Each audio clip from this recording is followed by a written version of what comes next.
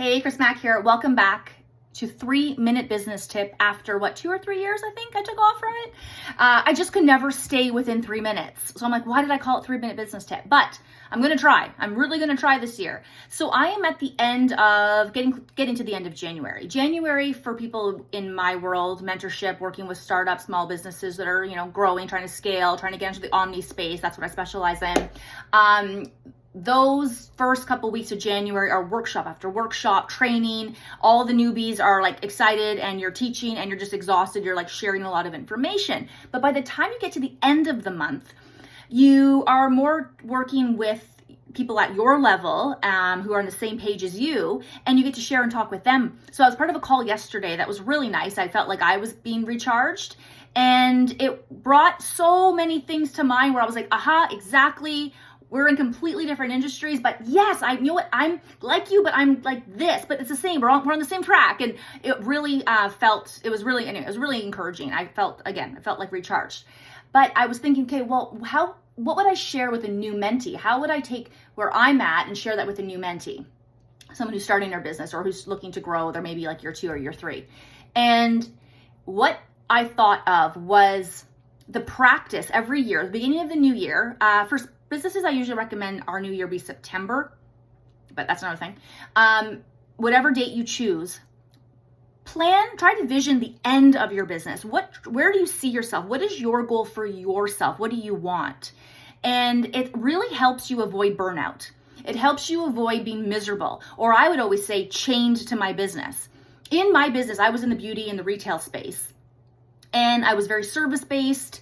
Then I was trying to move more to product because I didn't really want to be I didn't want the business to be about me where I have to be there. I have to oversee. I wanted freedom, and I was very involved in my community. So if I wasn't in my studio, which maybe was 50% of the time, I was out. I was at, we have an area in Ottawa. It's called Invest Ottawa. I'd be at workshops, or I would be in the community doing a charity event, or I would be doing some kind of networking event, or I'd be volunteering, building, again, more networking, but through volunteering.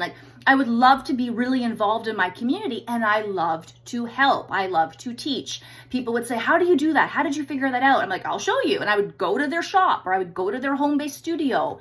This is 2013, 2014. And I realized early on that even though I opened my business here was the tagline, to facilitate entrepreneurial artists, helping them turn their talents into viable businesses. That was the Capelli Club. People would just see that as, oh, don't you just do weddings? Aren't you makeup or hair? Or don't you do lashes? Or don't you have consignment events? Or don't you make kimonos? And didn't you do a line of skirts? That's all they see, right? But to me, I'm well, no, why would I just open that? I wanted a roof. I wanted to facilitate people. I was often the resource people would come to, even though I'm an artist and I would be a fellow artist. I also would be on the business side and the marketing side and the systems and the processes and getting your businesses organized. And I was that side too. So I realized I really bridged the gap between artist and business owner. And that was a niche for me because there was very few that I would come across that could do both. And it was told to me, are you sure? How are you an artist and how are you that? How are you? Usually they're very opposite. I wasn't. So I thought that's something I could build a business around. And I ended up getting a lot of funding for it. And it was, it was attractive. It wasn't just another beauty studio. Drop 10 grand on an opening order and call it a day. That wasn't what I envisioned. And then frankly, that didn't interest me. I wanted to be creative and I wanted to be in my element, but with people. I wanted people on the journey with me. Otherwise, I would have called the place Chris's place, and I didn't. I called it the Capelli Club. I wanted to be a club that grouped people from all different avenues of arts. I wanted to facilitate. I wanted to teach. I wanted people involved with me.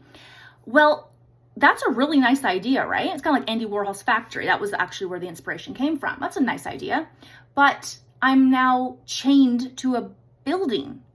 And I don't have the freedom because I have to be the manager, and I don't get to be just the artist because I'm the owner, and I don't get to just spend my back room sewing because now there's someone on the front who needs me. And it's you got to really say to yourself, okay, what is it that I want? Yes, that might be my vision, but how am I going to what's my place in this vision?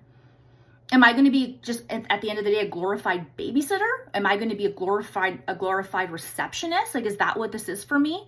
So it's really important to envision, like, what is it I want for myself? How do I picture my life? And does this idea work with that?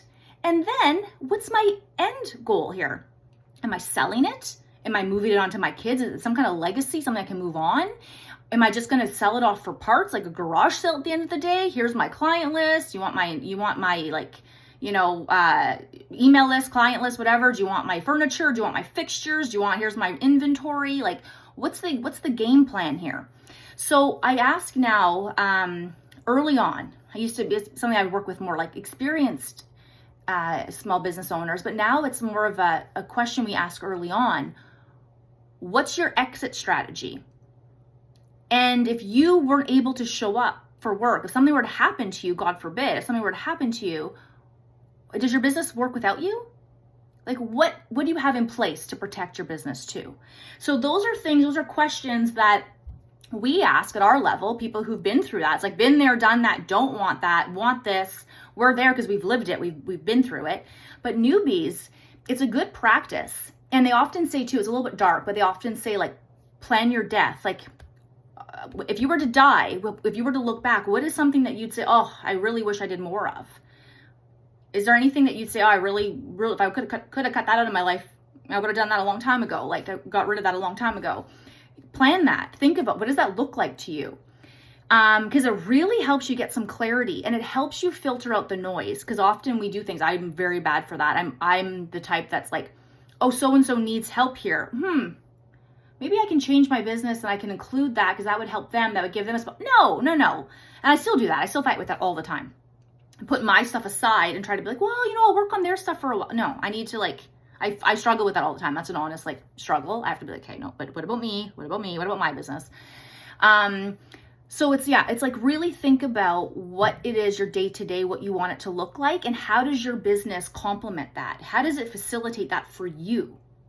So that's something to think about, okay? That's my 7-minute and 20-second business tip. Worked out really well.